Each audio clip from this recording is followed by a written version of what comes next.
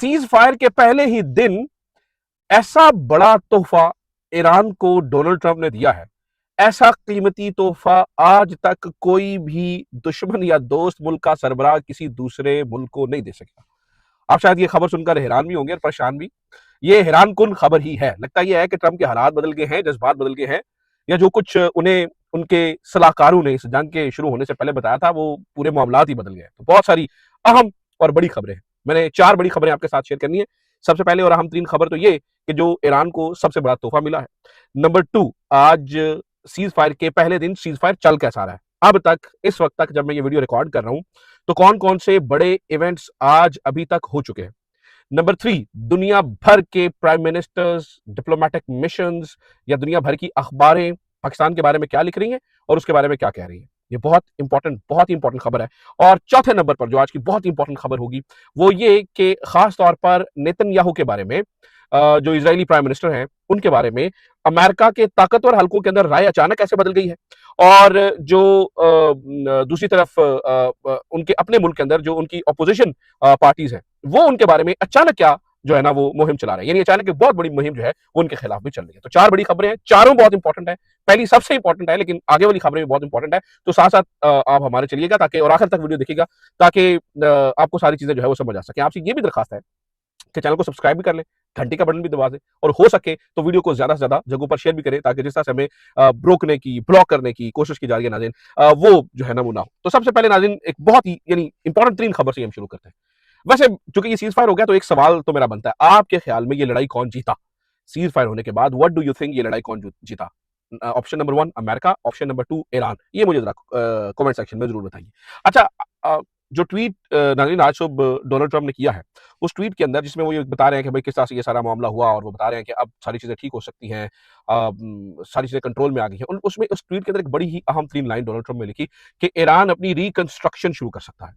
अब ये लाइन नाज़रीन बिल्कुल सादा और बिल्कुल सिंपल मालूम होती है, लेकिन जो खबर मैं आपके सामने रखने जा रहा हूं इस खबर को सुनने के बाद आपको अंदाजा होगा कि वो लाइन सादा नहीं है, ये ट्रंप की जानिब से एक बहुत बड़ा तोहफा है। देखिए नाज़रीन, लाइन ये खबर ये है, फाइनेंशियल टाइम्स इसके बारे में लिख रहा है।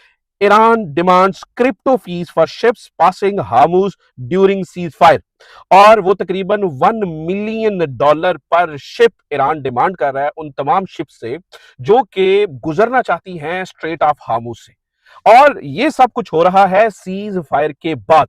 नाज़रीन इसका मतलब क्या है? इसका सादा सा मतलब ये है कि सीज फायर के अंदर ये तय हो चुका, कम से कम ये जो इनिशियल सीज फायर है जो कि बहुत ही यानी पहला सा सीज फायर है, इस सीज फायर के अंदर ये तय हुआ कि ईरान का कंट्रोल माना जाएगा स्ट्रेट ऑफ हार्मुज से। और ईरान ये कहता है कि ये जो कुछ आपने ये जो हम इससे पैसे ले रहे हैं, ये जो यही जो हम इससे रेवेन्यू इकट्ठा कर रहे हैं, ये जो टैक्स लगा रहे हैं, ये किस्म का नया टोल लग रहा है, इस पैसे से हम अपने मुल्क को रिकंस्ट्रक्ट करेंगे, दोबारा से बनाएंगे। जो आपने तकरीबन 50,000 मकामात के ऊपर गोलाबारी की है और बम बारूद चलाया है, वो जो तबाही और बर्बादी हुई, हम उसको रिकंस्ट्रक्ट करेंगे इस तमाम पैसे से। अब इस रिकंस्ट्रक्शन की इस लाइन को जो कि ईरान कह रहा है, इसको जोड़िए डोनाल्ड ट्रंप के उसी ट्वीट के साथ जिसमें वो सुबह बता रहे हैं कि ईरान अब अपनी रिकंस्ट्रक्शन शुरू कर सकता है। तो आपको समझ में आएगी ये तोहफा मिला है।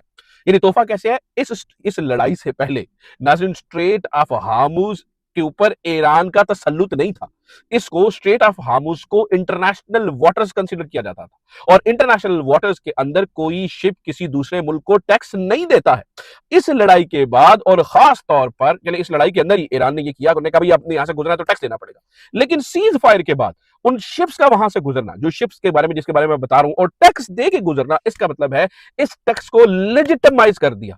इसको जो है ना वो अब ये बिल्कुल क्रेडिबल यानी बना दिया अमेरिका ने अपनी मुहर के साथ। और ईरान ये कह रहा है कि आप आइए, यानी आपको एक तरीका कार से गुजरना होगा, आप अपना डाटा दीजिए, आप अपनी यानी वो पूरा उन्होंने एक एसओपी तय किया है कि आपको पहले डाटा देना पड़ेगा, फिर हम आपको कोऑर्डिनेट्स बताएंगे, फिर आपको यहां से यहां पर इस तरह से ट्रैवल करना पड़ेगा, कुछ डॉक्यूमेंटेशन आपको देनी पड़ेगी, हम उन डॉक्यूमेंट्स को देखेंगे, फिर हम आपको अकाउंट नंबर देंगे या कुछ इस तरह की चीजें होंगी, उसके अंदर आप क्रिप्टो के अंदर ट्रांजैक्शन करेंगे और ट्रांजैक्शन हम तक पहुंची और उसके बाद आपकी शिप को जाने की इजाजत दी जाएगी। मैं कोट अनकोट आपको फाइनेंशियल टाइम्स से पढ़ देता हूं ताकि आपको अंदाजा हो कि क्या बात हो रही है। Iran will demand shipping companies पे tolls in crypto currency for oil tankers passing through the Strait of Hormuz as it seeks to retain control over passage through its key waterway during the 2-week ceasefire. Hamid Hussaini, a spokesperson for Iran's oil, gas and petrochemical products exports union, told that Financial Times on Wednesday, yani aaj, that Iran wanted to collect the fees from any tanker passing and possession and passing and assess each ship. Iran needs to monitor what goes and out of the strait to ensure these two the weeks aren't used for the transferring weapons. Iran इस बात का भी ख्याल रखेगा, हर ship के बारे में मालूमात देनी पड़ेगी। आप ईरान इस बारे में भी ख्याल रखेगा कि इन 2 हफ्तों के अंदर ये जो इनिशियल किस्म का एक सीज फायर है, कहीं इन 2 हफ्तों को इस्तेमाल ना किया जा सके जो इधर-उधर मुल्क हैं उनके अंदर असलहा भेजने के लिए। आप शिप के अंदर यानी वो ट्रोजन हॉर्स की तरह जो है ना वो असलहा ना ट्रांसपोर्ट कर दे क्रूज के दौरान। तो ये बात ईरान ने जो है वो बड़ी क्लियर दी। ये कितना बड़ी ब्लेसिंग ईरान को मिली है। ईरान मेरे ख्याल से जो इस्लामाबाद अकॉर्ड होने जा रहा है, यानी पाकिस्तान के अंदर जो इस्लामाबाद के अंदर जो बैठकें होंगी और मोस्ट प्रोबेबली जो मेरे ख्याल से फ्राइडे से जो है वो शुरू होंगी, क्योंकि सरीना होटल को भी जो है वो सारा फारिग करवा दिया गया। अभी एक नोटिफिकेशन मेरी नजरों के सामने से गुजरा है जिसमें सरीना होटल अपने तमाम जो कस्टमर्स हैं उनको कह रहा है कि भाई आज शाम 5 बजे तक आपको जो है वो चेकआउट करना होगा, क्योंकि गवर्नमेंट ने इंस्ट्रक्शंस दी है और ये एक बहुत इंपॉर्टेंट इवेंट है पाकिस्तान के लिए। पाकिस्तान की तारीख का शायद ये सबसे इंपॉर्टेंट इवेंट है और इसके अंदर आपको जो है वो यहाँ से निकलना होगा, ताकि मेरे ख्याल से तमाम जो जितने डेलीगेशन आएंगे, चाहे वो ईरानियन डेलीगेशन हैं या अमेरिकन डेलीगेशन हैं, चूंकि जेडी वेंस मेरे ख्याल से शायद ये उनका पहला पाकिस्तानी विजिट होगा, तो वो बजाते खुद पाकिस्तान में आके रुकेंगे और डेलीगेशन को लीड करेंगे। तो उसके अंदर शायद ये तय हो जाएगा, मेरे ख्याल से हो सकता है कि मुद्दत सेट कर दी जाए कि भाई अगले 20 साल, 10 साल, 5 साल ईरान इस टोल को कलेक्ट कर सकेगा और एक असेसमेंट की जाएगी। क्योंकि जो ईरान ने अपना 10 नकाती एजेंडा दिया है ना, उस 10 नकाती एजेंडे ने भी ईरान ने एक पॉइंट वाज़ेह तौर पे लिखा है कि भाई आपको हमें पैसे देने पड़ेंगे या असिस्ट करना पड़ेगा रिकंस्ट्रक्ट करने में, क्योंकि हमारी बहुत तबाही हुई है, तो आपको पैसे देने पड़ेंगे कंस्ट्रक्शन में। अच्छा, अब दोनों तरफ के जो लोग हैं ना वो ड्रम बीटिंग कर रहे हैं कि भाई हम जीत गए, हम जीत गए। दोनों तरफ के जो पॉइंट्स हैं जो पब्लिक के सामने आ रहे हैं वो हाईली एग्जैजरेटेड है, ईरान के भी और अमेरिका भी। अमेरिका ये कह रहा है भाई मानना पड़ा उनको, उनकी ऐसी की तैसी, उनसे यूरेनियम भी लेंगे, उनसे आज तक आज के बाद उन्हें मिसाइल भी नहीं बनाने देंगे, फलाना ढिमकाना। इस तरह से ईरान भी ये कह रहा है भाई उन्होंने सरेंडर कर दिया हमारे सामने और हमने हमें ये कर दिया और अब जो है उनको अपनी फौजें यहाँ से निकालनी पड़ेगी, यूरेनियम की इनरिचमेंट को उनको जो है वो मानना पड़ा। तो ईरान के अंदर जो बातें हो रही हैं वो इस तरह से हो रही हैं और जो अमेरिका के अंदर बातें हो रही हैं वो इस तरह से हो रही हैं। दोनों जो है वो हाईली एग्जैजरेटेड पॉइंट्स अपनी पब्लिक के सामने रख रहे हैं, ड्रम बीटिंग कर रहे हैं, ताकि किसी ना किसी तरीके से लेजिटिमाइजेशन हासिल की जा सके, भाई हम जंग जीत गए हैं। ओवरऑल मैंने दोनों की बातें आपके सामने रख दी। अच्छा नाज़रीन, एक तरफ तो ये चल रहा है, दूसरी तरफ मैं आपको बता दूं कि आज सीज फायर का चूंकि पहला दिन है, तो पहले ही दिन क्या कुछ हुआ, क्योंकि इंतहाई फ्रेजाइल किस्म का, हैंडल विद केयर किस्म का सीज फायर है। पहले दिन क्या हुआ है, इसराइल के ऊपर बताया जा रहा है face of Iranian missile fire after ceasefire was announced, Kuwait reports 2 dozen drones launched by Iran since 8 AM, UAE is currently under Iranian attack. लेकिन ईरान ये सब कुछ क्यों कर रहा है, वो इसलिए कर रहा है, ईरान कहता है कि 2 काम हो रहे हैं, इस तरह की बात चल रही है अभी, चूंकि इधर उधर से बातें समझ पता चल रही है। ईरान कह रहा है 2 काम हो रही है। Number 1, on going firing in southern Lebanon, और ये जो है ना वो बहुत बड़ा आज एक हमला हुआ जिसमें बताया जा रहा है कि 100 लोग जो है वो जान से गए हैं, 500 लोग जो है वो इसके अंदर जख्मी बताए जा रहे हैं। तो ईरान ये कह रहा है चूंकि वहां पर आप काम कर रहे हैं तो भाई फिर ये किस किस्म का सीज फायर है। दूसरा, ईरान ये भी कहता है कि Iran Lavan oil refinery has been attacked, ठीक है। तो ईरान की जो लवान की जो है वो भी ऑयल रिफाइनरी है, वो भी अटैक हुई है। अब कुवैत के अंदर और ये भी बताया जा रहा है कि सऊदीज के अंदर भी जो है वो एक हमला हुआ है और रिपोर्ट्स इस बारे भी आ रही है नाज़रीन कि Israel is not happy with the cease fire, वो सीज फायर से जो है वो खुश नहीं है और वो कुछ भी कर सकते हैं। मीनवाइल नाज़रीन, एक तरफ तो ये सब कुछ चल रहा है, बहुत सारी चीजें हो रही हैं और दोनों तरफ से जो है वो चेस्ट थंपिंग भी हो रही है और ड्रम बीटिंग भी हो रही है कि ऐसी जीत गई, ऐसी जीत गई, हम जीत गए, हम जीत गए। ऐसे में नाज़रीन जो ईरान है उसने अपनी आपको पता है डिजिटल मीडिया को बड़ा वाइजली जो है वो मैनेज भी किया और बड़ा अच्छे तरीके से उन्होंने इसको इस्तेमाल भी किया और आपने देखा ही है कि किस तरह से उन्होंने मॉक किया है अमेरिका को। अभी भी वो मॉक कर रहे हैं और वो कुछ उनका मजाक उड़ा रहे हैं। जैसे कि मैं मिसाल देता हूँ, ईरानी काउंसलेट इन नजफ, उसका ऑफिशियल ट्विटर अकाउंट से मैं एक ट्वीट आपके सामने पढ़ रहा हूँ। वो कह रहे हैं, hello we are writing you. अब वो डोनाल्ड जे ट्रम्प का जो है ना वो कल का जो उन्होंने ट्वीट किया हुआ था जिसके अंदर वो कह रहे थे कि ऐसे पहले का जिसमें वो स्टोन एज में भेज देंगे दिस एंड दैट, उसको वो कोट करके कह रहे हैं, we are writing you from the stone age and we control the strait of Hormuz.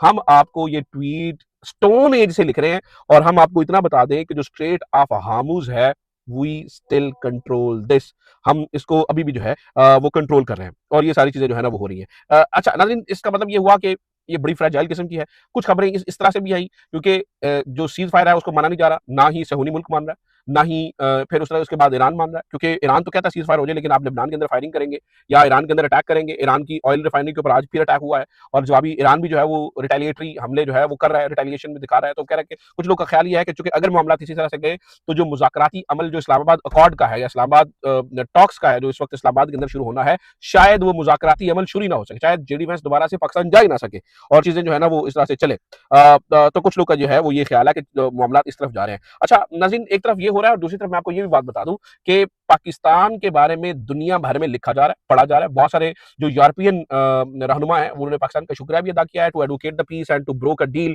Between America and Iran. और ये एक बहुत ही यानी कि बहुत ही मुश्किल काम था। शायद आज तक इतना मुश्किल काम पाकिस्तान ने किया भी नहीं है जितना मुश्किल काम इसको रुकवाना था। पाकिस्तान एक बेस्ट पोजीशन में था।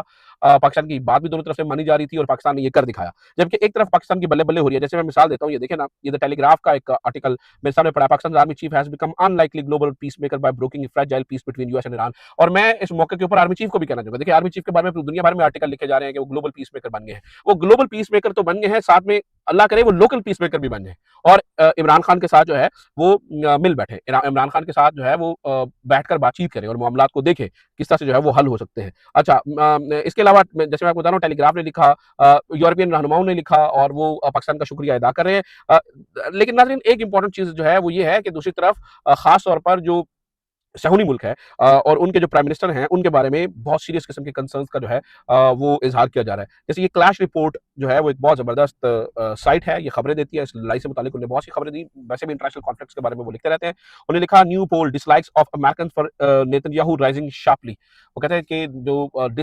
डिसलाइकिंग है, ये क्लैश रिपोर्ट लिख रहा है, ये मैं नहीं अपने आप से कह रहा है। वो कहता है जी वो डोनाल्ड ट्रंप के बारे में, सॉरी नेतन्याहू के बारे में जो है वो उसके अंदर इजाफा हुआ है। और मैं आपको ये भी बात बता दूं कि नेतन्याहू के लिए जो पर्सनली जो उनके लोकली अंदर अपने हालात हैं और जो उनके मिनिस्टर्स हैं वो भी जो अपोजिशन लीडर हैं वो भी कह रहे हैं कि भाई जब ये सारी पीस की बात हो रही थी, then where was the Israel, उसको वो तो कहीं पर भी नहीं था। तो ये बड़ा तारीख का शायद एक ऐसा मौका है कि हम ऐसे किसी भी जगह के ऊपर शामिल नहीं थे, तो वहां पर भी जो है वो बातें हो रही है। तो कहने का मतलब है कि काफी ज्यादा जो है वो क्रिटिसिज्म इस मामले में भी हो रहा है, चीजें इस तरह से जा रही हैं। तो let's see where this go.